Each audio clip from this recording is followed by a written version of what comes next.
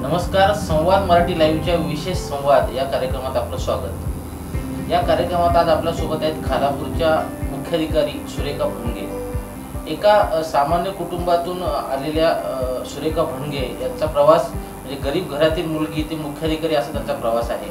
या प्रवासाबाबत आणि खालापूर नगरपंचायतीमध्ये त्यांनी केलेल्या कामाबाबत आपण त्यांच्याकडून सविस्तर माहिती जाणून घेणार आहोत, चर्चा करणार आहोत. आपलं मॅडम स्वागत आहे संवाद मराठीमध्ये. Thank you very much sir. तुमचा म्हणजे मूळ गाव कोणतं आणि जन्मगाव आणि घरातली सगळी माहिती कशी आहे, काय आहे? सर अहमदनगर जिल्ह्यातील राहाता तालुका आहे. तर राहाता तालुक्यामध्ये राजुरी नावाचं एक छोटंसं गाव आहे की जिथं माझं कुटुंब, माझा जन्म सगळं तिथलंच आहे. आणि बॅकग्राऊंड सांगायचं तर माझे आईवडील जे काही आहेत ते अल्पभूधारकमध्ये आहेत. म्हणजे शेतकरी आहेत परंतु काही मोठे शेतकरी नाही, तर अल्पभूधारक म्हणजे अगदी 1.5 एकर शेती आहे घरी. आणि ह्या सगळ्या प्रवासामध्ये किंवा मला घडवण्यात जो काही माझा वाटा आहे, मला जे काही घडवलं ते माझे आईवडील आणि माझे मामा, माझे भावंड. कारण सर्वसामान्य परिस्थिती असताना सुद्धा फक्त आपली मुलगी काहीतरी वेगळी आहे, तिची स्वप्न काहीतरी वेगळी आहे, समाजाबद्दल तिच्या जाणीवा खूप प्रगल्भ आहे. ह्या एका गोष्टीतनं त्यांनी 12वी नंतर मला पुण्यात पाठवलेलं. मामा माझे पुण्यात होते आणि त्यांनी पण सांगितलं, कारण 12वीला मी पहिली आलेली होते. गावाकडे कौतुक असतं थोडंसं, पहिलं दुसरं आलं की त्यांना असं वाटतं की आपली मुलं खरंच काहीतरी आहेत. आणि ते माझ्या मामांनी तो स्पार्क माझा ओळखला आणि मला लगेचच एक रिझल्ट नंतर 4 दिवसातच मी पुण्यात आले. आणि लिटरली पुण्यात आल्यानंतर माझ्यामध्ये खूप जास्ती बदल झाले सर. म्हणजे जी वैचारिकता होती किंवा जे वाचन होतं किंवा उघड्या डोळ्यांनी समाज बघणं, शहर बघणं, शहरातल्या काही गोष्टी असणं किंवा इतरही जे काही प्रश्न आहेत, म्हणजे शिक्षणाबरोबर हे सगळं मी माझ्या डोळ्यांनी बघत होते, अनुभवत होते. आणि त्याच्यातनं एक पॉईंट असा आला की मला असं वाटायला लागलं की आपण समाजाचं देणं आहे आणि आपण काहीतरी करायला पाहिजे. मग शिक्षण चालू असताना निर्णय घेतलेला की आपल्याला स्पर्धा परीक्षामध्ये जायचं, UPSC करायचं, कलेक्टर व्हायचं. आणि जे काही समस्या आहेत तर त्या आपल्या पातळीवरनं आपल्याला त्या लढायच्यात. आपण खारीचा वाटा ह्या सगळ्यामध्ये देऊ शकतो, ही संकल्पना जी आहे ती रुजली आणि त्याच्यावरती मी काम सुरू केलं. आणि सर परिस्थिती इतकी साधारण होती की क्लासेस लावणं शक्य नव्हतं. त्याच्यामुळे जे काही माझे मित्र मैत्रिणी जे IAS झालेले होते, जे DYSP झालेले होते, कोणी कलेक्टर झाले म्हणजे तहसीलदार झालेले होते किंवा इतरही पदावरती ते कार्यरत होते, तर त्यांच्या मार्गदर्शनातनं पुण्यात मला जे काही गुरुवर्य म्हणू शकतो असे शिक्षक मला खूप चांगले मिळाले. त्यांचं एक मोलाचं मार्गदर्शन माझ्या या सगळ्या घडामोडीमध्ये होतं. आणि 2013 पासून मी तयारी करत होते, UPSCची तयारी करत होते. अनफॉर्च्युनेटली थोड्याफार मार्कांनी UPSCचा माझा रिझल्ट गेला आणि मग मी फोकस्ड MPSCकडे गेला. कारण काहीतरी मिळवणं ही माझ्यासाठी मोठी गोष्ट होती. कारण घरचे मला किती दिवस शिकवणार होते. कारण अगदी म्हणजे माझ्या दृष्टिकोनातनं जर त्यांनी रुपया कमवला तर 50 पैसे मला पाठवायची ही स्थिती होती. माझ्या मामांचा सपोर्ट होता पण आर्थिक स्थिती फार बिकट असल्यामुळे मला काहीतरी हवं होतं. म्हणजे काम तर करायचं होतं पण जे मिळेल ते मला घ्यायचं होतं. आणि त्याच्यातनं मग MPSCतनं 2-3 इंटरव्ह्यूला जाऊन सुद्धा रिझल्टमध्ये नाव नाही, ते सगळं फ्रस्ट्रेशन. आणि ह्याच्यात सुद्धा सगळ्यात महत्त्वाची गोष्ट म्हणजे मला आनंद वाटतो सर. कारण ज्यावेळेस तुमची पूर्वपरीक्षा होते, मुख्य परीक्षा होते, इंटरव्ह्यू होता आणि आपल्याला माहिती असतं आपला रिझल्ट येणार आहे, म्हणजे अगदी 2 दिवसांनी आपण लिस्टमध्ये असणार आहोत, आपण अधिकारी होणार आहोत आणि आपण प्रयत्न केलेले असतात. म्हणजे आपल्यासोबत कुटुंबाचे सुद्धा प्रयत्न असतात, त्यांच्या आशा वाढलेल्या असतात की आपण होणार. आणि सर दुर्दैवाची गोष्ट अशी की सलग 3दा असं झालं की हे 3ही टप्पे पार करून फायनल लिस्टमध्ये माझं नाव नव्हतं. आणि तो धक्का माझ्यासाठी विशेष नव्हता. मला काय नसं वाटायचं आता घरच्यांना वाईट वाटेल, त्यांना त्रास होईल.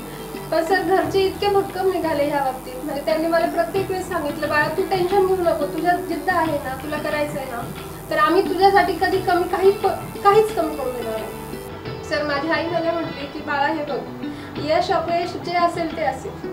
आतापर्यंत अपयश आलं ना, आत्ताही एकदा जर तुला आलं तर तू काळजी करायचं काहीच कारण नाही.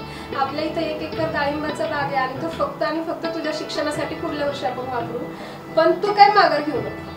आणि सर ते म्हणजे इतकं माझ्यासाठी ते प्लस पॉईंट होता. आणि त्या दिवशी मी हा विचार केला की जरी अपयश आलं तरी आईवडील आपल्यासोबत आहे ना, मग आपण सगळं जिंकलो. आणि सुदैवाने दुसऱ्या दिवशी रिझल्ट लागला सर आणि मला पोस्ट मिळाली. विशेष संवाद या कार्यक्रमात घेऊया छोटीशी विश्रांती. श्री गणपती संस्थान महड, तालुका खालापूर, जिल्हा रायगड.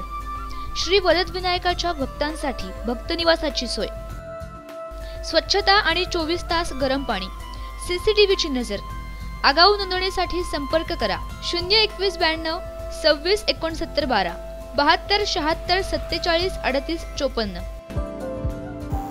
विश्रांतीनंतर आपलं पुन्हा एकदा स्वागत. आपल्यासोबत आहेत खालापूर नगरपंचायतीच्या मुख्याधिकारी सुरेखा भणगे. म्हणजे माझ्या आयुष्यातल्या ह्या तीन चार वर्षाची जे घडामोड आहे किंवा जे काही माझी वैचारिकता आहे किंवा समाजाप्रती असणारं माझं जे काही ओतप्रेत जे काही प्रेम आहे ते त्या आणखीन ह्या 3 वर्षात जास्ती भर पडली सर. मला तारीख आठवते सर 27 जुलै 2015. त्या दिवशी डॉक्टर APJ अब्दुल कलाम यांचं निधन झालं होतं आणि माझ्या आईला हे माहिती होतं, कुठेतरी मी त्यांना आदर्श मानते. त्यांच्यासोबतचा एक फोटो मी घरात लावलेला होता आणि आईने ती न्यूज बघितली. त्यावेळेस मी पुण्यातच अभ्यास करत होते, परीक्षा होती म्हणून मी अभ्यासिकेत होते आणि आईचा मला फोन आला की अरे बाळा तू TV बघितला का? मी म्हटलं नाही, काय झालं? तर तिला ती घाबरत होती सांगायला की आता हिला माहिती नाही कसं सांगायचं, पण मला कुणकुण लागलेली होती की मी म्हटलं हो म्हणजे TV जरी नसला बघितला तरी मोबाईलला मला काही गोष्टी कळतात तर मी बघितलं. तर मग ते तिच्याशी बोलता बोलता मला रडायला आलं सर की म्हणजे कारण आपल्या आयुष्यातली आणि देशातली इतकी महत्त्वाची व्यक्ती जाणं आणि ते खूप मोठी हानी होती सर. म्हणजे ते आणि माझ्यासाठी सुद्धा म्हणजे मी सामान्य मुलगी जरी असले तरी माझ्यासाठी तो खूप मोठा धक्का होता की डॉक्टर APJ अब्दुल कलाम आपल्यात नव्हते. तर आई माझ्याशी फोनवर बोलत होती, तिने ते बघितलं की मला म्हणजे कंट्रोल नाही होते.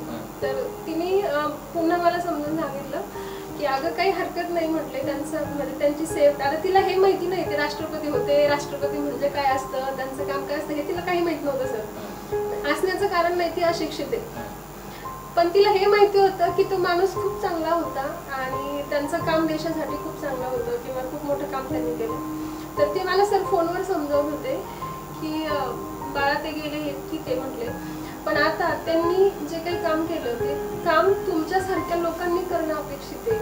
त्यावेळेस माझ्या आडाने आईने मला विचारलं होतं सर बाळा हे काम तू करशील म्हणजे तुझ्याकडून हे काम होईल ना? म्हणजे ह्याच्यापेक्षा वेगळं प्रेरणा काय असू शकते सर? समाज म्हणजे ज्यावेळेस लोकसेवेमध्ये आम्ही काम करतो किंवा काम करण्याची इच्छा असते किंवा समाजासाठी काहीतरी धडपड आपल्याला करावीशी वाटते तर ती माझ्यासाठी सर कायम प्रेरणा येते. वाक्य तिचं की बाळा तू असं काम करशील ना आणि तू हे तुझ्याकडनं शक्य.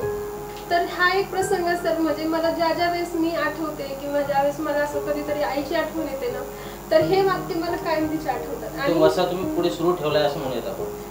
पण आता हा सगळा प्रवास म्हणजे आता तुम्ही जे काही सांगताय हा संघर्षाचा प्रवास केल्यानंतर आज तुम्ही मुख्याधिकारी आहात. आता घरच्या लोकांची काय प्रतिक्रिया? सर घरच्या लोकांची प्रतिक्रिया ही आहे की तू जे काही कष्ट केलेस आणि तुझ्या मनात जे काही संकल्पना होत्या त्या राबवण्यासाठी तुला एक खूप चांगली संधी मिळाली आणि म्हणून त्यांना ह्या गोष्टीचा फार अभिमान पण आहे की ग्रामीण भागातनं आपली मुलगी. कारण सर आई वडील जरी विचाराने भक्कम असले तरी जी सोसायटी आपण म्हणतो जो समाज म्हणतो तर त्यांना कितीतरी वेळेस असं झालं की तुम्ही किती दिवस तिला पुण्यात ठेवणार आहे, तुम्ही अल्पभूधारक, त्याच्यामध्ये पूर्ण कुटुंब तुमचं शेतीवर आहे आणि तुम्ही तिला पैसे पाठवता. या सगळ्या गोष्टी किंवा मुलगी आहे ती काय तुम्हाला काही उपयोगाची आहे का म्हणजे अशा पद्धतीचे सुद्धा बोल घरच्यांनी माझे सहन केले माझ्यासाठी. पण त्या गोष्टी त्यांनी माझा रिझल्ट येईपर्यंत मला बोलल्या सुद्धा नाही की अशा सुद्धा समाज आहे किंवा अशा समस्यांना आम्ही सामोरे जातो. बऱ्याच ठिकाणी असा पण प्रश्न आला की मुलीचं वय झालंय आता लग्न करायला पाहिजे, तुम्ही तिला का शिकवताय किंवा काही गरज नाही पुण्यात ठेवण्याची. म्हणजे असे सगळ्या ह्याला घरच्यांनी मला खूप चांगला सपोर्ट केला. मामा आहेत माझे दोन्ही भावंड यांचा म्हणजे त्यांनी अगदी मला म्हणजे मला वाटतच नाही सर मी मुलगी घरात म्हणजे मला एक घरची त्यांनी मी मुलगी का मुलगा हे मानलंच नाही. एक तिला काहीतरी अस्तित्व आहे तिचं, ती एक व्यक्ती आहे आणि त्या माझ्या सगळ्या गोष्टींना त्यांनी खतपाणी घातलं सर. आपण यश मिळाल्यानंतर मुख्याधिकारी झाल्यानंतर घरच्यांच्या प्रतिक्रिया किंवा मग आजूबाजूच्या लोकांच्या प्रतिक्रिया बदलल्या असतील? सर रिझल्ट लागल्यानंतर पूर्ण म्हणजे घरचं वातावरण आहे तसंच राहिलं पण बाकीचं मात्र खूप सारा फरक पडला. आणि सर मला आनंद ह्याच्यासाठी वाटतो की माझ्यानंतर आमच्या गावातनं आमच्या परिसरातनं कारण ही न्यूज वाऱ्यासारखी म्हणजे पसरली की हा बाबा की राजुरीची एक मुलगी अशी अधिकारी झालेली आहे किंवा ह्या सगळ्या गोष्टी. तर आता आमच्या गावातली परिस्थिती सर दोन वर्षात अशी आहे की ज्या गावातल्या मुली 12वी नंतर ज्यांची लग्न व्हायची लिटरली म्हणजे अगदी चांगल्या घरातल्या असून सुद्धा त्यांची लग्न व्हायची किंवा BA पर्यंत शिकवलं जायचं ते पण स्थानिक लेवलला शिकवलं जायचं. तर आता पालक माझ्याकडे यायला लागले किंवा त्यांच्या मनामध्ये एक अवेअरनेस झाला की नाही मुलीला जर शिकवलं तिच्यावर विश्वास जर दाखवू शकलो आपण तर ती काहीतरी करते. हा एक त्यांच्यासमोर एक उदाहरण माझं झालं सर. आणि आमच्या गावातला 2 वर्षातला रेशो इतका चांगला आहे की आमच्या कितीतरी मुली ह्या पुण्यासारख्या ठिकाणी येऊन आता शिकतायत, काही चांगल्या ठिकाणी नोकरी करतायत. अनेकांचे मार्ग तुमच्यामुळे बदलले असं म्हणायला चालतंय. Yes sir. आणि मला फार अभिमान वाटतो की असे काही नाही आहे की शिकण्यासाठी पैसा लागतो किंवा घरचे खूप चांगले असतात. आता माझ्या बाबतीत तर आई वडील हे निरक्षर आहेत. माझ्या भावंड सुद्धा 10वी 12वीच्या पुढे कोणी शिकलेलं नाही, पण मी मुलगी असताना सुद्धा डबल पोस्ट ग्रॅज्युएट झाले आणि ते पण पुणे विद्यापीठातलं सर्वांचं शिक्षण झालेलं आहे. त्याच्यामुळे परिस्थिती कुठेही आड येत नाही किंवा त्या परिस्थितीचा मी कधीही बाऊ केला नाही सर. माझ्या ह्या सगळ्या परिस्थितीमध्ये माझे मामा माझ्या सोबत खंबीरपणे होते, माझं कुटुंब माझ्यासोबत होतं. त्याच्यामुळे परिस्थिती हा विषयच माझ्यापर्यंत कधी इच्छा असली की सगळं होतं. फक्त त्या एक जाणीव होती की आपण काहीतरी करू शकतो, आपण काहीतरी करायला पाहिजे. आणि ही जाणीव जी काही होती सर, त्या जाणीवेपोटी मी आज इथे तुमच्यासमोर आहे किंवा नगरपंचायत खालापूरचे मुख्याधिकारी म्हणून किंवा MPSCच्या परीक्षा देऊन मी पुढे येऊ शकले. त्याचं कारण फक्त इच्छाशक्ती होती, घरचा पाठिंबा होता. म्हणजे त्यांनी मला कधीही रोखलं नाही. विशेष संवाद या कार्यक्रमात घेऊया छोटीशी विश्रांती. श्री गणपती संस्थान महड, तालुका खालापूर, जिल्हा रायगड. श्री वरदविनायकाच्या भक्तांसाठी भक्त निवासाची सोय, स्वच्छता आणि 24 तास गरम पाणी, CCTVची नजर. आगाऊ नोंदणीसाठी संपर्क करा 02192 26 69 12 72 76 47 38 54. विश्रांतीनंतर आपलं पुन्हा एकदा स्वागत. आपल्यासोबत आहेत खालापूर नगरपंचायतीच्या मुख्याधिकारी सुरेखा भणगे. आता खालापूर नगरपंचायतीचा पदभार स्वीकारल्यानंतर कोरोनाचं मोठं संकट आलं. कामाची सुरुवात ज्या दिवशी तुम्ही केली त्या दिवशी महिलांचा काही मोर्चा आला होता पाण्यासाठी. पाण्याचा प्रश्न सुटलाय का सर? माझ्या जॉईनिंगच्या पहिल्या दिवशीच आमच्या जे काही कातकरी महिला आहेत तर त्यांचा हंडा मोर्चा माझ्याकडे आला होता की मॅडम काही करा, आम्हाला पाणी द्या, नाहीतर आम्ही इथून जाणार नाही. आणि माझ्यासाठी ही सगळी परिस्थिती नवीन होती.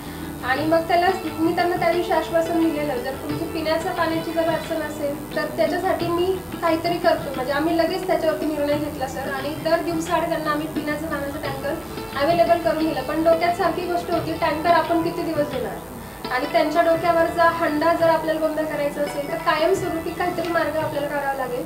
आणि आमच्या जी काही बॉडी आहे स्थानिक स्वराज्य संस्थेची, त्यांच्या डोक्यात सुद्धा ती संकल्पना होती. त्याच्यावरती मग आम्ही एस्टिमेट काढलं. ह्या सगळ्या गोष्टी करून आम्ही 2 विहिरी सर सुरू केल्या. एक होंडावाडी येथे आहे आणि एक शिरोलीवाडी येथे आहे. तिथं त्या महिलांना हंड्यावर म्हणजे डोक्यावर हंडा घेतल्याशिवाय पाण्याला पर्यायच नव्हता. आणि उन्हाळ्यात तर अशी स्थिती येते, तिथल्या ज्या छोट्या छोट्या विहिरी होत्या तर त्यांच्यामध्ये आम्हाला टँकर टाकावं लागायचं, कारण तिथं स्वतःचा पाण्याचा काही सोर्सेस नव्हता. तर मग ह्या दृष्टिकोनातून आम्ही त्याच्या टेक्निकल बाबींची पूर्तता केली आणि विहीर सुरू केली सर. आणि सांगायचा म्हणजे मला इतका आनंद होतोय, दोन्ही विहिरींना नशिबाने खूप चांगलं पाणी लागलं. म्हणजे आणि त्या RCC विहिरी आहेत सर. म्हणजे पुढे गेली म्हणजे अजूनही 50 वर्ष इथून पुढे त्या महिलांना पाण्यासाठी दुसरीकडे कुठे जावं लागणार नाही. आणि त्या पाणी फक्त विहिरीचं नाही तर त्याला आपण फिल्टर बसवतोय. म्हणजे फिल्टर पाणी आदिवासी महिलांना तिथं स्थानिक घरात मिळेल या दृष्टिकोनातून आम्ही ती योजना सुरू केलेली आहे. खालापूर नगरपंचायतीची स्थापना होऊन आता 4-4.5 वर्षाचा कालावधी मोठला आहे. सुरुवातीच्या काळात कायमस्वरूपी मुख्याधिकारी नगरपंचायतीला मिळाला नव्हता. तुमच्या रूपाने कायमस्वरूपी मुख्याधिकारी मिळाला. आता नगराध्यक्ष, उपनगराध्यक्ष आणि तुम्ही तिघीही महिला आहात. काम करताना कसा अनुभव येतो आणि म्हणजे काय काम करताना मजा येते किंवा काय कशा पद्धतीने काम करतात? सर, आमच्या माननीय अध्यक्ष आणि नगराध्यक्ष ह्या लेडीज आहेत. आणि खरंच सर म्हणजे त्यांच्याशी जे काही माझा संबंध आहे त्यात चीफ ऑफिसर म्हणून नाही तर म्हणजे आमच्या ज्या नगराध्यक्ष आहेत गुलाबताई, त्यांचे मी मुलीसारखी आहे. आणि ज्या शिवानीताई आहेत त्यांची तर मी मैत्रीण असल्यासारखेच आमचे संबंध आहे. म्हणजे काम करताना ह्याचा खूप जास्त फायदा होतो सर. कारण हसमुख वातावरण जर असेल, एन्व्हायरमेंट चांगलं राहतं आणि कुठलाही निर्णय घेताना आम्हाला फारसा त्रास जाणवत नाही. आणि कौतुक सर त्या दोन्ही लेडीजचं आहे. कारण मी जर एखादी गोष्ट सुचवली किंवा त्यांनी जर एखादी गोष्ट सुचवली तर असं कधीच होत नाही की ते आम्ही उद्यावर ढकलतो, की आम्ही त्या दिवशीच पूर्णत्वास नेतो. म्हणजे खालापूरमध्ये महिला राज असल्यामुळे काही प्रश्न म्हणजे आता पाण्याचा प्रश्न असेल किंवा अनेक प्रश्न असेल ते सोडवण्यासाठी तुम्ही प्रयत्न करत असतानाच कोरोनाचं मोठं संकट आलं. कोरोनाच्या संकटात कशा पद्धतीने काम केलं आणि कोणत्या गोष्टी या काळात कराव्या लागल्या? सर, खरं तर वरिष्ठ कार्यालयाकडून आम्हाला वेगवेगळे आदेश आलेले आहेत. काही सूचना आलेल्या आणि त्या सूचनांचं 100% पालन कसं होईल आणि आमच्या पद्धतीने कोरोना कसा आपल्या हद्दीपर्यंत येणार नाही किंवा आपली नागरिक जिथं जिथं जातात तिथं तो होणार नाही याची आम्ही पूर्णपणे काळजी घेतली सर. सुरुवातीपासूनच म्हणजे अगदी मला वाटतं की 24 मार्चपासून लॉकडाऊन सुरू झाला. तत्पूर्वीपासूनच आम्ही जंतुनाशक फवारणीला सुरुवात केलेली होती. म्हणजे आम्ही फेब्रुवारीच्या एंडिंगपासूनच जंतुनाशक फवारणीला सुरुवात केलेली होती. फॉगिंग सुरू केलेलं होतं सर. गटारे नाले सगळे आम्ही साफसफाईची कामं सुरूच ठेवलेली होती. आणि ह्याच्यानंतर मात्र आम्ही अगदी आमच्या उपनगराध्यक्ष ज्या शिवानी मॅडम आहेत तर शिवानी मॅडम, मी, आमच्या अध्यक्ष आणि आरोग्य सभापती आम्ही या चौघी लेडीज सर आम्ही 4-5 दिवसात पूर्ण खालापूरच्या ज्या काही वाड्या वस्त्या आहेत तर त्या सगळ्या पिंजून काढलेल्या. लिटरली आम्ही रिक्षावरती अनाउन्समेंट सुरू केली होती की कोरोना आहे, मग तो कशापासून होतो, त्याची काय लक्षणं आहेत, आपण स्थानिक पातळीवरती नागरिक म्हणून काय जबाबदारी घ्यायची आहे, प्रशासन तुम्हाला कशी मदत करणार आहे किंवा तुम्ही प्रशासनाला कशा पद्धतीने मदत करणं अपेक्षित आहे. ह्या सगळ्या गोष्टींचा एक लोकाजोगा आम्ही अगदी शेड्यूल वाईज तो केलेला. अनाउन्समेंटनी खूप जास्ती फायदा झाला सर, कारण आम्हाला अगदी घरोघर जाता आलं, त्यांच्यापर्यंत पोहोचता आलं आणि त्यांना आम्हाला ते समजून सांगता आलं. आता खालापूर हे तालुक्याचं ठिकाण आहे, म्हणजे तालुक्यात येणाऱ्या लोकांची सगळी कार्यालय मुख्य तालुक्याच्या ठिकाणी असल्याने तालुक्यात येणाऱ्यांची संख्या मोठी आहे. आता आपण रसायनी असेल, कडूर असेल, बाजूचं माथेरान असेल, त्या भागात पूर्ण जे रुग्ण सापडत असताना खालापूर मात्र सुरक्षित आहे. आणखी खालापूर सुरक्षित राहावं यासाठी आपल्याकडे प्रशासनाकडून काय काळजी घेतली जाते? सर काळजी म्हणजे हेच आहे की आम्ही प्रत्येक अधिकारी, कर्मचारी आणि जे काही स्थानिक नगरसेवक आहेत तर त्या सर्वांची आम्ही एक कमिटी तयार केलेली आहे. त्या कमिटीत आम्ही डेली रिपोर्ट देतो की आपण काय करतोय किंवा म्हणजे आमच्या प्रत्येक नगरसेवकाला हे माहिती आहे की प्रशासन काय करतंय किंवा प्रशासनाने काय करायला हवे त्यांचे इनपुट्स आम्ही घेतोय. आणि नागरिकांच्याही आम्ही वेळोवेळी जे काही स्थानिक लेवलला आम्हाला शक्य आहे म्हणजे आज किराणा दुकानदारांची मीटिंग घेतली, उद्या भाजीवाल्यांची, उद्या पेट्रोल पंपवाल्यांची, म्हणजे जे अत्यावश्यक सेवेमध्ये येतात आणि ते फ्रिक्वेंटली त्यांचा कॉन्टॅक्ट जास्ती आहे, इतर लोकांशी ते भेटतात तर त्यांच्या दृष्टिकोनातनं आम्ही प्रत्येकाला गाईडलाईन देतोय. प्रत्येकाला जे काही आम्हाला आदेश येतात ते व्यवस्थित समजून सांगून त्याचं म्हणजे इंटरप्रिटेशन इतकं करेक्ट करतोय की त्याच्यामध्ये कुठेही मिसगाईड कुणाला होत नाही. आणि सगळ्यात महत्त्वाचं सर म्हणजे या सगळ्या कालावधीमध्ये म्हणजे कोरोनाच्या ह्याच्या संदर्भात आपण म्हणजे अगदी जंतुनाशक फवारणीपासून त्यांच्यापर्यंत जाणं असेल, त्यांची वैद्यकीय तपासणी असेल आणि सगळ्यात महत्त्वाचं काय सर की जे बाहेर येतात, कारण पुणे, मुंबई, सुरत या ठिकाणावरून येणाऱ्या लोकांचं प्रमाण जास्ती आहे की ज्यांना होण्याचे चान्सेस जास्ती आहेत तर त्यांच्या आपण नोंद ठेवतोय नगरपंचायतच्या वतीने. त्यांच्या घरी जाऊन आपण त्यांना होम क्वारंटाईनचे शिक्के मारतोय, त्यांच्या घराला आपण होम क्वारंटाईनचा पिरियड लिहितोय की कुठेपासून कधीपर्यंत त्यांना घरात राहायचंय, जेणेकरून काय होतं की बाहेरची लोक त्यांच्या घरी येत नाहीत कारण ते घराच्या दर्शनी भागात आपण त्यांना ते स्टिकर लावतोय. त्यांची 3-4 दिवसांनी आपण वैद्यकीय चाचणी घेतोय सर. आपण त्यांचा वैद्यकीय अधिकाऱ्यांशी संबंध साधून त्यांना विचारतोय यांना काही लक्षणं आहेत का किंवा यांच्यासाठी आपल्याला वेगळं काय करता येईल का. या सगळ्या गोष्टी करत असतानाच आपण एक नवीन उपक्रम सर सुरू केलेला आहे. 1 महिन्यापूर्वीच आपण काय केलेलं सर, जे खाजगी डॉक्टर्स आहेत खालापूरमध्ये तर त्या सगळ्या खाजगी डॉक्टरांना आपण रिक्वेस्ट केलेली की आपण असा विचार करतो की आतापर्यंत कोरोना आपल्यापर्यंत नाही आलेला पण ह्याच्यासाठी आपण काय करू शकतो. तर आपण सर घरोघर जाऊन म्हणजे अगदी जन्मलेल्या बाळापासून तर ज्या वृद्धांपर्यंत सगळ्यांची आपण आरोग्य तपासणी केलेली, वैद्यकीय तपासणी केलेली आणि ह्यात आम्ही आमचे सगळे नगरसेवक, आमच्या नगराध्यक्ष मॅडम, उपनगराध्यक्ष मॅडम, सरपंच या सगळ्यांचं सहकार्य होतंच. परंतु मी अभिनंदन करेन या सगळ्या डॉक्टरांचं कारण त्यांनी आमच्या एका कॉलवरती म्हटले की आम्ही तुम्हाला मदत करतोय आणि ही सगळी टीम आम्ही 8 ते 10 दिवस पूर्ण वैद्यकीय तपासणी केली सर. त्याचा फायदा एक झाला की नागरिकांना हे कळालं की आपल्याकडे अजून कोरोना आलेला नाही, आपण सुरक्षित आहे, आपलं टेम्परेचर चांगलं आहे, आपल्याला कुठली लक्षणं नाही आहे. जर आपण बाहेर पडलो तर कदाचित ते आपल्याला होईल, आतापर्यंत आपण सुरक्षित आहे. आम्ही त्यांना ते बिंबवण्याचा प्रयत्न केला की तुम्ही व्यवस्थित आहात, आपण व्यवस्थित आहोत तर आपण घराच्या बाहेर पडायचंच नाही. मग अगदी ते घराच्या बाहेर जरी पडले तरी आपण रस्त्यावरती त्यांना मेसेज ठेवलेले आहेत कोरोनाचे की खतरा आहे, तुम्ही बाहेर पडू नका नाही तर कोरोना तुमच्या घरामध्ये येईल. अनावश्यक कामं असतील तर ती शक्यतो टाळा. ह्या पद्धतीच्या इव्हन आपण सर भिंती रंगवल्या, भिंतीवरती सुद्धा ते चित्र आपण छापले की वेगवेगळे संदेश त्याच्यातनं दिले जेणेकरून कोरोना संपल्यानंतरही किंवा कोरोनाच्या ह्या सगळ्या कालावधीमध्ये ज्या वेळेस नागरिक बाहेर पडतील तर त्यांना ते रस्त्यात म्हणा, चालताना म्हणा किंवा ज्यावेळेस आपण पास होतो त्यावेळेस ते रस्त्याच्या ह्याच्यावरती ते दिसेल. तर असे वेगवेगळे प्रयोग आपण सध्या नगरपंचायत खालापूरच्या वतीने करत आहोत सर आणि नागरिकांचा प्रतिसाद मात्र आम्हाला खूप चांगला आहे. आणखी महत्त्वाची गोष्ट सर आम्ही एक केली आम्हाला बरीच म्हणजे आपल्या माननीय जिल्हाधिकारी कार्यालयाकडनं आदेश आले होते की तुम्ही दंड आकारू शकता, कारण जर आपल्याला कोरोना टाळायचं असेल किंवा हा संक्रमण जर आपल्यापर्यंत येऊ द्यायचं नसेल तर त्याच्यासाठी सोशल डिस्टन्सिंग, मास्कचा वापर करणं, सार्वजनिक ठिकाणी न थुंकणं ह्या गोष्टी आपल्याला करणं क्रमप्राप्त होतं. आणि त्याच्यासाठी आम्हाला आदेश 298 नंबरचा जो काही GR आहे माननीय कलेक्टर मॅडमचा, तर त्याची सर आम्ही इतकी प्रभावीपणे अंमलबजावणी केली. मी स्वतः, आमचे सगळे अधिकारी, आम्ही सर सकाळी 9 ते संध्याकाळी 8-9 वाजेपर्यंत आम्ही आमच्या गाडीने किंवा जिथं चालत जायचंय तिथं अशा सगळ्या ठिकाणी लिटरली फिरलो. जे काही व्यापारी होते, जे सोशल डिस्टन्सिंग पाळत नव्हते, ज्यांच्याकडे येणारा म्हणजे जे काही कस्टमर आहे त्याच्याकडे मास्क नाही, त्यांच्याकडे आम्ही सर पावत्या फाडल्या. म्हणजे जे काही व्यापारी होते किंवा जे दुकानदार होते त्यांच्याकडून 1000 रुपयाची, जे नागरिक आहे जे सोशल डिस्टन्सिंग पाळत नाही त्यांच्याकडनं 200 यांच्यावरती कारवाई केली. सर दंड गोळा करणं हा आमचा हेतू नव्हता, पण आर्थिक शिस्त लावणं किंवा आर्थिक ज्यावेळेस आपल्याला भूर्दंड पडतो त्यावेळेस नागरिक ते त्याचं पालन करतात, कारण ह्या सर्व पिरियडमध्ये लोकांकडे एक तर पैसा नाही आणि त्याच्यामध्ये आपण दंड आकारत होतो. तर आम्हाला खरं ते वाईट वाटत होतं की आपण दंड लावतोय, पण त्याला पर्याय नव्हता सर. पण त्याचा एक आणखी चांगला इफेक्ट असा जाणवतो सर, तुम्ही खालापूरमध्ये तुम्ही कधीही चक्कर मारा. खालापूरमध्ये अगदी 2 वर्षाच्या बाळापासून आमच्या आदिवासी महिलापर्यंत सगळ्यांपर्यंत मास्क शिवाय कोणीही घराच्या बाहेर पडत नाही सर. कुठल्याही तुम्ही दुकानात जा तुम्हाला तिथे सोशल डिस्टन्सिंगच दिसेल. तर हे श्रेय नागरिकांचं, व्यापाऱ्यांचं आणि सगळ्यांचं आहे सर की तिथं अजून आपल्याला आलेला नाही आणि तो आपल्यापर्यंत येणार नाही, ह्याच्यासाठी आम्ही कटिबद्ध आहोत. मधल्या काळात मजूर कॅम्प जो होता आपल्याकडे, तर त्या कॅम्पवरून तुम्ही भावनिकरित्या जोडला गेलेला होता, कारण तुमचे सोशल माध्यमांवरती फोटो पडत होते, त्यातून ते जाणवत होतं. कशा पद्धतीने त्यांच्या संपर्कात तुम्ही राहत होता आणि त्यांना कोणत्या प्रकारची आपण सेवा देत होतो? सर जो काही लेबर रिलीफ कॅम्प होता माननीय तहसीलदार साहेबांनी आपल्या PNP शाळेमध्ये केलेला होता आणि त्याची नोडल ऑफिसर म्हणून नगरपंचायत खालापूर आणि मुख्याधिकारी म्हणून माझी तिथे अपॉइंटमेंट केलेली होती. तर सगळ्यात सर ते 2 महिने एक 77 लोक आपल्याकडे होते लेबर कॅम्पमध्ये. म्हणजे अगदी नवजात शिशूपासून 60-65 वर्षांच्या आजीपर्यंतची ती लोक आपल्याकडे होती.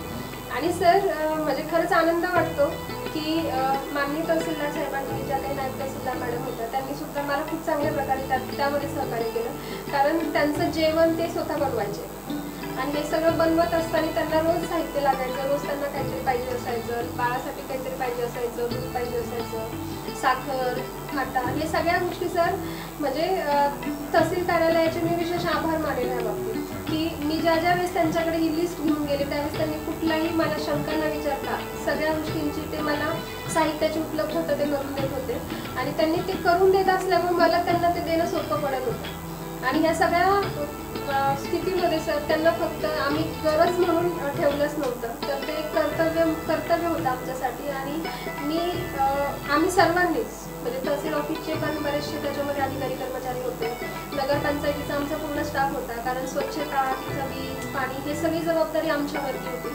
तर त्या बाबतीत आम्ही त्यांना कुठेही प्रश्नच म्हणजे ते वेळ दिली नाही की तुम्ही हे केलं नाही किंवा तुमच्या अधिकारी कर्मचाऱ्यांनी ही गोष्ट केली नाही.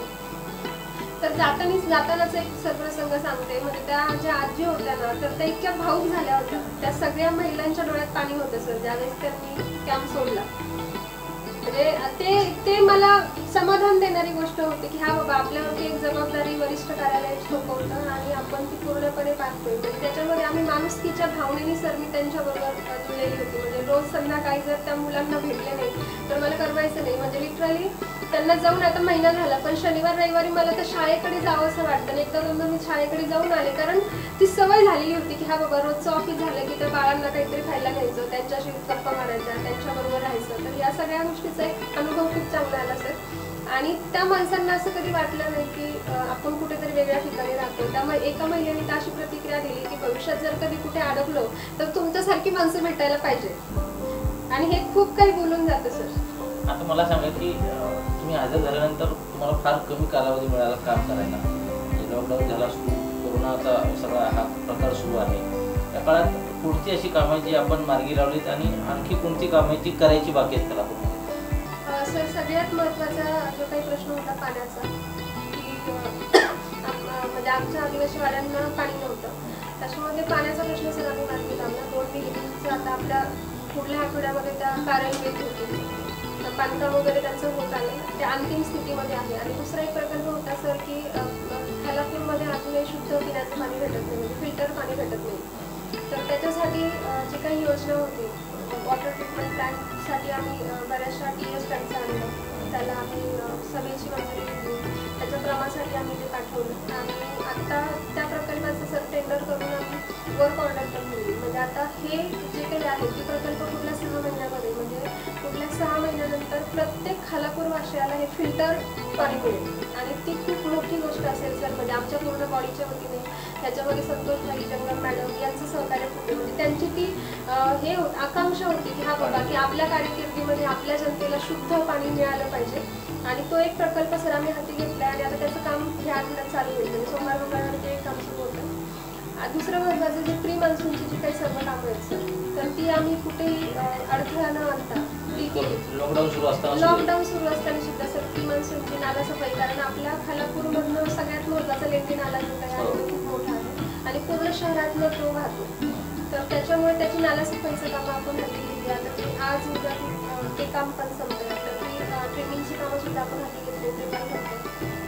तर ही काही कामं आहेत. आता राहिलेली कामं जर जी आहेत तर नगरपंचायत खालापूरचं अजून किती तयार नाही. डेव्हलपमेंट प्लॅन नसल्यामुळे आम्हाला इतर गोष्टी करता येत नाही. आणि ज्या ज्या शक्य आहेत सर, की ज्या आमच्या समोर नव्याने उभं राहत आहेत की नाही या गोष्टीची गरज आहे, हे करायला पाहिजे, त्या मात्र आम्ही कुठेही त्यांना फाटा दिलेला नाही आहे. म्हणजे आता तुम्हाला उदाहरण सांगते, महडचं जे काही महड टू पाली जो काही रस्ता आहे, तर त्या रस्त्याचं काम चालू होताना आमचे बरेचसे महडचे अतिक्रमणं त्याच्यामध्ये होती. तर ती त्यांनी आम्हाला PWD वाल्यांनी रिक्वेस्ट केली की आम्हाला काम तर तुमच्या हातीतलं जाणार आहे, पण ते आम्ही करणार आहे. तर मग तुम्ही जर आम्हाला ती मोकळी जागा करून दिली नाही तर ते काम तसंच राहील. आणि सर त्याच्यावरती मी एक दिवसभर विचार केला की जर डेव्हलपमेंट होणार असेल, महडच्या लोकांच्या जीवनात जर त्या रस्त्याने फरक पडणार असेल, तर आपण अतिक्रमण आहेत, सुरुवातीला थोडासा विरोध होईल पण ती गरजेची काढणं. आणि सर ती भविष्याची गरज म्हणून ते आम्ही त्यांना रितसर नोटिसा देऊन ती अतिक्रमण आम्ही काढली. आणि सर आता जर तुम्ही बघितलं तर तो इतका सुटसुटीत रस्ता झालाय, म्हणजे 2 टोकं दिसतात महडची. आणि आता त्या नागरिकांमध्ये समाधान आहे की आमच्या घरापासून पक्का रस्ता गेला. जे विरोध करत होते ते सुद्धा आता बोलत नाही. ते आता साधारण वर्षा वर्षाचा आणखी कालावधी तुमच्याकडे अशी कोणती कामं करायची बाकी आहेत की जी करावी लागतील, मोठे प्रकल्प असे आहेत? सर 2 गोष्टी आहेत की आमचं टॅक्सची रिव्हिजन अजून झालेली आहे, म्हणजे कर निर्धारण आमचं झालेलं नाही. म्हणजे नगरपंचायत स्थापन झाल्यापासून तो एक सगळ्यात महत्त्वाचा मोठा दुर्लक्षित राहिला. पण ती एक त्या विषयावरती आमचं काम चालू आहे सर की कारण टॅक्सचं रिव्हिजन झाल्याशिवाय नवीन टॅक्स आम्ही लावू शकत नाही किंवा टॅक्समध्ये वाढ करू शकत नाही. बरेचशी कामं सर अशी आहेत की जे अतिक्रमणामध्ये आहेत, घरं आहेत, ज्या काही प्रॉपर्टी आहेत, तर त्यांच्यावरती टॅक्स लावलेला नाही आहे किंवा ते टॅक्समधनं थोडेसे बाजूला पडलेले आहेत वेगळ्या मार्गाने. तर त्यांना कसं आम्हाला ह्या टॅक्सच्या कचाट्यात आणता येईल त्याच्यासाठी जे काही आहे ती वरिष्ठ कार्यालयांशी आम्ही चर्चा केलेली आहे. नंतर जे म्हणजे त्याच्यासाठी आम्ही एक एजन्सी आपण त्याचा हे करतो, मानस आहे आमचा, की जेणेकरून प्रत्येकाला जे काही त्याची प्रॉपर्टी आहे त्याच्यानुसार टॅक्स हा बसला पाहिजे. कारण शासनाला उत्पन्न मिळणे तेवढंच गरजेचं आहे. कारण सरी स्थानिक स्वराज्य संस्था आहे, प्रत्येक गोष्टीत शासन आम्हाला मदत करणार नाही. जर तुम्हाला इथला कारभार करायचा असेल, आम्हाला इथे काही डेव्हलपमेंट करायची असेल तर आम्हाला पैसा लागणार आणि तो पैसा आम्ही जनतेकडनं घेणार आहे, पण त्याच्या बदल्यात त्यांना सेवा देणार आहे. तर ते आम्हाला म्हणजे टॅक्सचं एक महत्त्वाचं काम आहे सर. आणि दुसरी महत्त्वाची गोष्ट आहे की डेव्हलपमेंट प्लॅन अजून नाही. तर तो डेव्हलपमेंट प्लॅन कसा होईल लवकरात लवकर, त्याच्यासाठीचं जे काही टेक्निकल गोष्टी आहेत त्याच्यासाठी आम्ही पाठपुरावा मी आमचे इंजिनियर आम्ही सगळेजण त्याच्या फक्त कोविडमुळे ह्या 2 महिन्यात ते झालं नाही, पण माझ्या जॉईनिंगच्या 3ऱ्या-4थ्या दिवशीच मी ह्या गोष्टीवरती फोकस तेव्हापासून केला. कारण एकदा डेव्हलपमेंट प्लॅन एखाद्या शहराचं झालं की त्याला आपल्याला त्यानुसार डेव्हलपमेंट करायला स्कोप असतो आणि ती आपल्याला करता येते. साधारण 2-2.25 महिन्याचा कालावधी झाला आहे कोविड सुरू होऊन. घरच्यांशी या काळात काय संपर्क आला का? म्हणजे घरच्यांना किती दिवसापूर्वी भेटलं होतं? सर मी मार्चमध्ये घरी गेलेले, म्हणजे लॉकडाऊनच्या अगोदर आमच्या म्हणजे अगोदर आपण स्वतःच्या घरात राहत होतो सर. आणि नेमकी नवीन घराचं बांधकाम वगैरे झालं आणि 18 मार्चला आपण त्याचं हे केलेलं म्हणजे वास्तुपूजा केलेली. तेव्हा मी फक्त 1 दिवस घरी गेलेले सर, सकाळी गेले आणि संध्याकाळी आले रिटर्न. कारण त्याच्या म्हणजे कोविडची कामं सुरू झालेली होती, फक्त लॉकडाऊन हा 24 मार्च नंतर लागला. तर 18 मार्चला घरी गेले, त्याच्यानंतर अजून काही घरी गेले नाही. आता 12वी नंतर ज्या गावात लग्न व्हायची मुलींची त्या गावात आता तुम्ही मुख्याधिकारीपर्यंत पोहोचलेला आहे. आता घरच्यांना असं वाटत असेल की आपल्या मुलीचं तुमच्या काही संकल्पना आहेत का जोडीदाराच्या विषयी किंवा कसं काय म्हणजे काय प्लॅनिंग आहे? नक्कीच सर, प्रत्येक मुलीचं ते एक स्वप्न असतं की लग्न असावं, घर प्रपंच. माझं सुद्धा आहे. मी काही त्या गोष्टीला अपवाद नाही, लग्न करायचंच आहे. पण लग्न करताना घरच्यांनी शोध पण सुरू केलेला मुलाच्या बाबतीत. पण माझी त्यांना एक अट होती की मी लग्नाला नाही म्हणणार नाही, तुम्ही म्हणताल त्या मुलाशी मी लग्न करायला तयार आहे, पण मला शेतकरी मुलाशी लग्न करायचं. अधिकारी नको? अधिकारी नकोय. म्हणजे अधिकारी वाईट आहे असं मी म्हणत नाहीये सर, पण ती मी शेतकरी कन्या असल्यामुळे, मी शेतीत माझं आयुष्य गेलेलं असल्यामुळे, माझ्या आई वडिलांचं आयुष्य, मला शेतीबद्दल एक अभिमान आहे. मला म्हणजे ते आवड आहे, माझी ॲग्रिकल्चर ही आवड आहे त्याच्यामुळे. आणि फक्त अट एकच आहे की मुलगा वैचारिक असावा, समाजाचं भान त्याला असावं. आर्थिक गोष्टी नसू द्यात. अगदी तो झोपडीत राहणार असेल तरी मला तिथं अडचण नाही आहे सर, कारण मी झोपडीतूनच वरती आलेली आहे. फक्त विचाराने असावा, समाजाचं भान. सगळ्यात महत्त्वाची गोष्ट मी पुन्हा एकदा सांगते की ती त्याच्याकडे असावं, आणि शेतकरी असेल तर आनंदच आहे. आपला शो जी लोक पाहत असतील त्यांनी संपर्क करायला काय हरकत नाही असं म्हणूयात आपण. काहीच हरकत नाही सर. तर या होत्या खालापूर नगरपंचायतीच्या मुख्याधिकारी सुरेखा भुणगे. एका सामान्य शेतकरी कुटुंबातील मुलगी ते मुख्याधिकारी, असा सगळा प्रवास त्यांनी आपल्यासोबत आपल्याला उलगडून दाखवला. आणि ज्या गावात मुली शिकत नव्हत्या तर त्यांच्याकडे बघून आता त्या गावातल्या मुली शिकत आहेत. एक वेगळा मार्ग त्यांच्यामुळे त्या गावातील मुलींना सापडला आहे. अशा प्रकारे काम करताना म्हणजे एक महिला म्हणून काम करताना त्या कुठेही कमी पडत नाही आहेत. आणि चांगल्या प्रकारचं काम खालापूर नगरपंचायतीमध्ये त्यांचं सुरू आहे. भविष्यातही अशाच प्रकारचं चांगलं काम त्यांच्याकडून हो, अशा प्रकारच्या आपण शुभेच्छा त्यांना देऊयात. मॅडम, आपण आलात, आमच्याशी मन मोकळेपणाने संवाद साधला, त्याबद्दल आपलं मनापासून आभार मानतो. आणि पुढच्या कामासाठी चांगल्या कार्यासाठी आपल्याला मनापासून शुभेच्छा देतो. Thank you very much. तर या ठिकाणी आपण थांबतोय. पुन्हा भेटूया अशाच एका कार्यक्रमामध्ये. तोपर्यंत